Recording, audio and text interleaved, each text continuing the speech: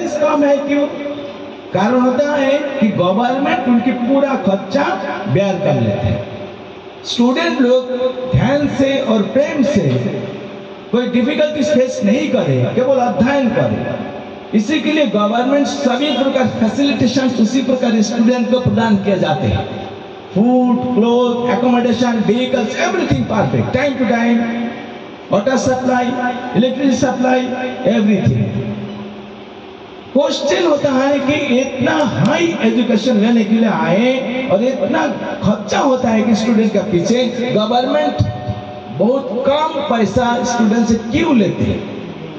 क्यों लेते हैं? इतना फैसिलिटीज क्यों देते हैं? क्योंकि they are the bright future of the country, हमारा देश का भविष्य है।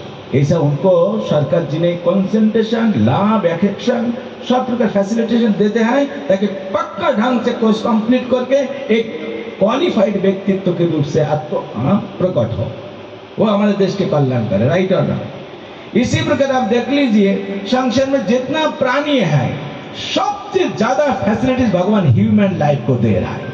देखिए नहीं, जो कुछ सृष्टि किया है चार तरफ में, all are meant for human life. You see, vegetables, foods, water supply, all the arrangements, divine arrangements in the nature, all are given. भगवान सब कुछ प्रदान किया, किसके लिए? सब ह्यूमन लाइफ के लिए। अब देख लीजिए इतने फैसिलिटीज क्या दे रहा है। क्या चाहते हैं भगवान हमसे? क्या चाहते हैं? दुनिया का मजा ले ले, दुनिया का मजा लेने के लिए कोई स्टूडेंट आईआईटी में पढ़ाई करेगा, वहां पे गवर्नमेंट जो फैसिलिटीज दे रहा है, क्या बोले फैसिलिटीज लेते रहेगा लेकिन पढ़ाई नहीं करेगा, तो गवर्नमेंट का उद्देश्य कभी भी पूरी नहीं होगा, उस स्टूडेंट का जीवन भी कभी भी सार्थक नहीं बनेगा। राइट? भगवान ने हमको इतना फैसिलिटीज दिया, कारण क्या है? एक विशेष उद्देश्य पूरी करना है। वो क्या है? हमारे ह्यूमन लाइफ को सक्सेसफुल करना। What is that?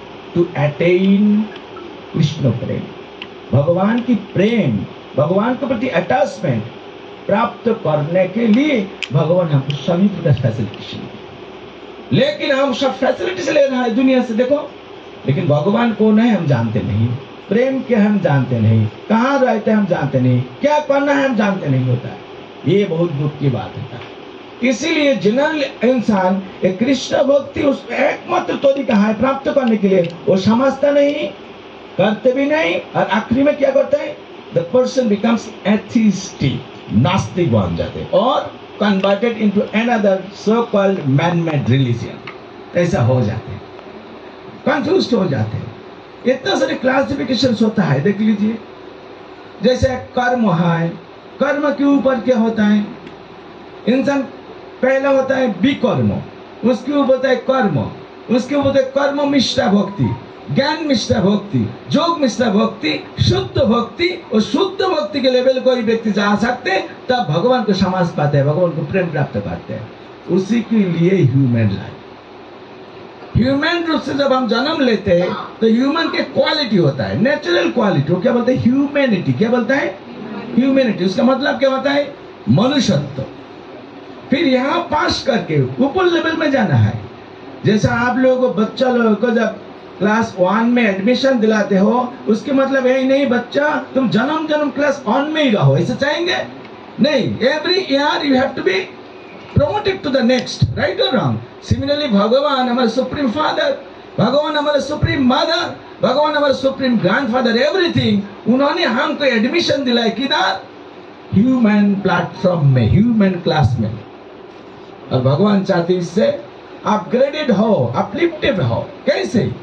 ह्यूमन के ऊपर होता है देवता लोग, तो ह्यूमैनिटी को बोलता है मनुष्यत्व, और देवता लोग को जो गुण होता है उसको बोलते हैं देवत्व। ये शब्द आप लोग सुना?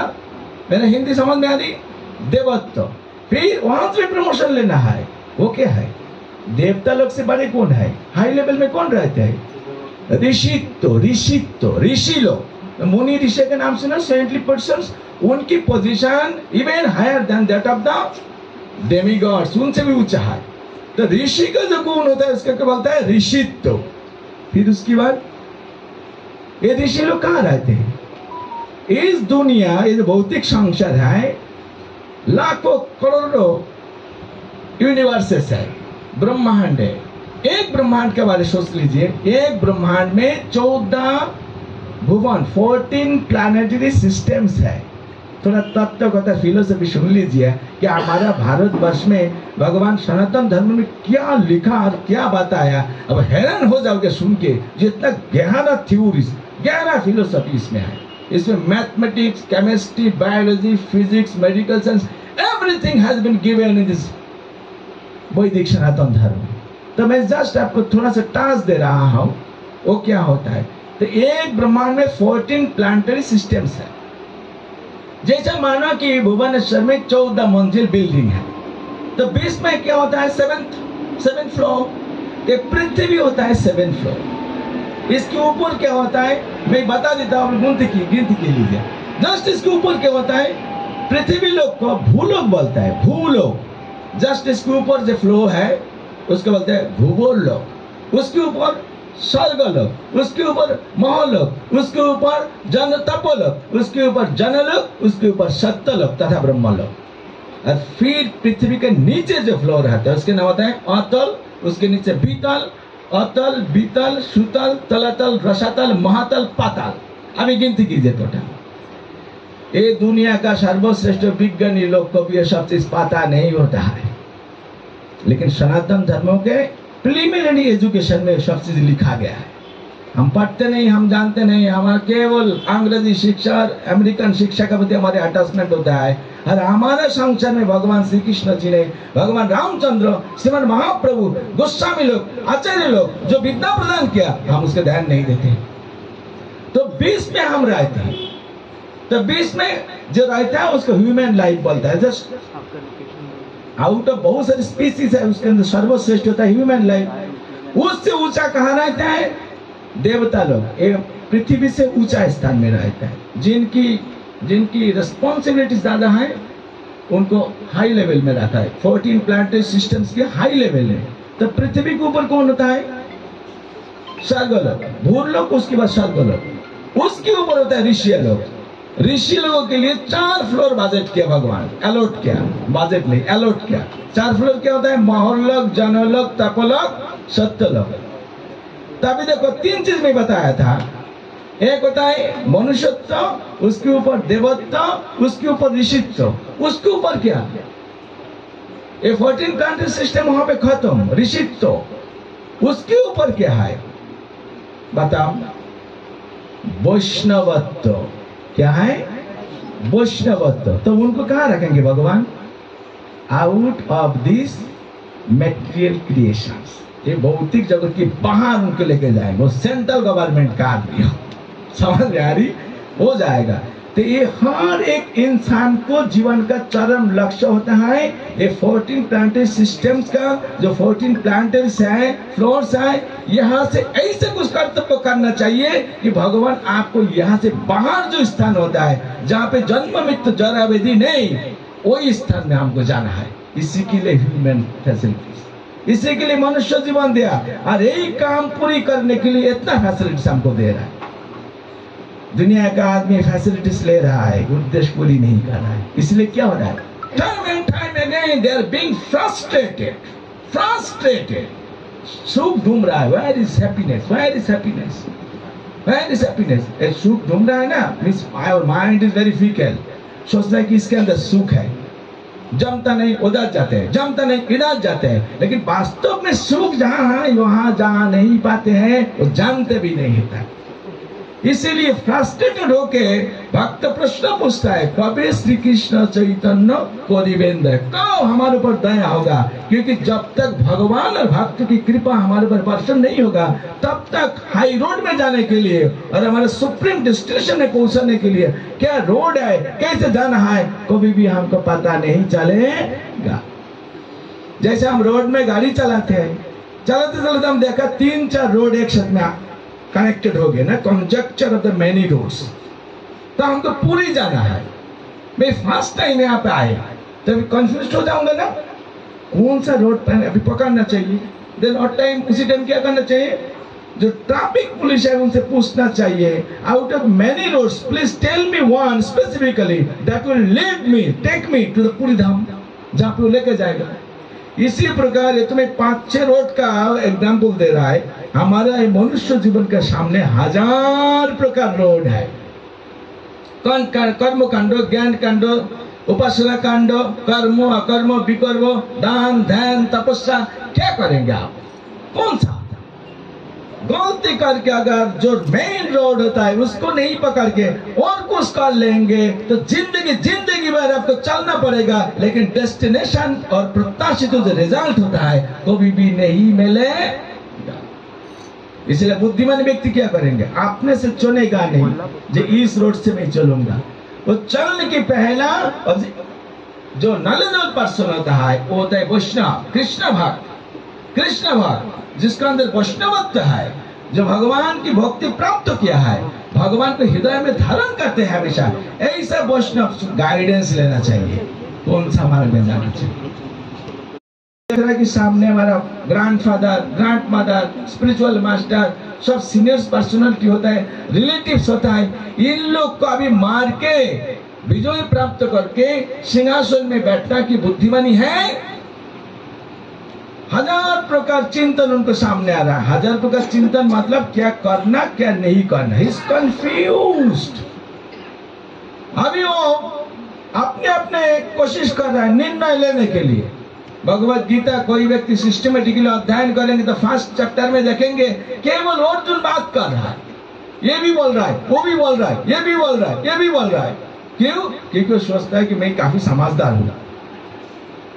वो चिंतन कर रहा है, विचार कर रहा है, लेकिन भगवान श्री कृष्ण जो सब जानते हैं उनको नहीं पूछ रहा।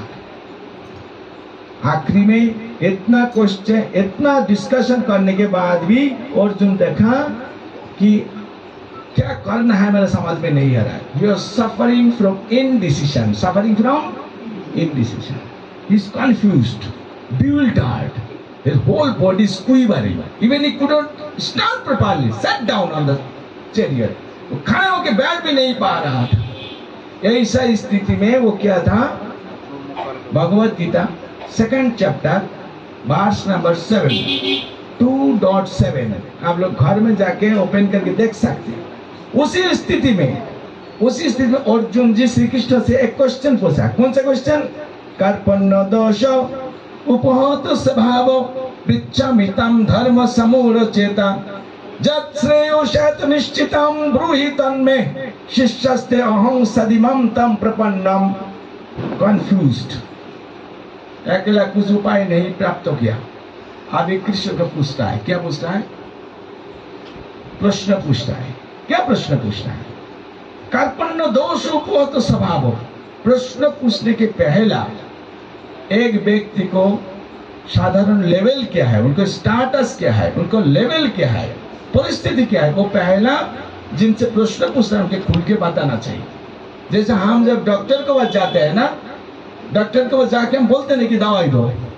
दवाई मांगने के पहला हमारे कंडीशन क्या है, how I am feeling uncomfortable, क्या क्या प्रॉब्लम है बोलना पड़ता है ना। उसमें दवाई देंगे डॉक्टर, कोई पेशेंट नहीं बोल सकते मुझे हिस्टेक दे दो, जिनटेक दे दो। नो, पेशेंट का राइट होता है केवल उनके प्रॉब्लम्स बताना, बाकी डिसाइड करेंगे doctor, right. Similarly in the same way Arjun Krishna ji के पास जाके उनके प्रॉब्लम्स बोल रहा है, सॉल्यूशन से कृष्ण देंगे। क्या प्रॉब्लम बोल रहा है? कार्पण्य दोष। देखो, भक्ति प्राप्त करना है, भगवान को प्राप्त करना है, 1000 रोड से कौन सा रोड में जाना है निर्णय करना है। पहला ये तो मुंह खुल के बोलना चाहिए, शर्म नहीं करना चाहिए, आत्मा अपने को बहुत क्या बोलता है समझदार नहीं मानना चाहिए, मुंह खुल के बताना चाहिए। इतना सारे रोड है, पता नहीं है, आप कृपया बताएंगे। कृष्ण जी को अर्जुन जी ऐसा पूछ रहा है, आपने को दोष स्वीकार कर रहा है। पहले दोष क्या है? कार्पण्य दोष। कौन सा दोष? देखो यहाँ पे प्राय 200 भक्त हम बैठे हैं। मैं अगर किसी को माइक दूंगा, माता जी माइक दूं आपसे, क्या करना? माइक देने के बाद मैं एक चीज पूछूंगी माता जी को, माता जी आपसे, आपका अंदर बहुत सारे बैड नेगेटिव क्वालिटीज है ना, है कि नहीं? अगर कहा जाएगा एक नेगेटिव क्वालिटी सभी को सुना दो माइक से, सुना पाएंगे? तब बताएंगे नहीं बहू जी, कहाँ मेरा बैड क्वालिटी है।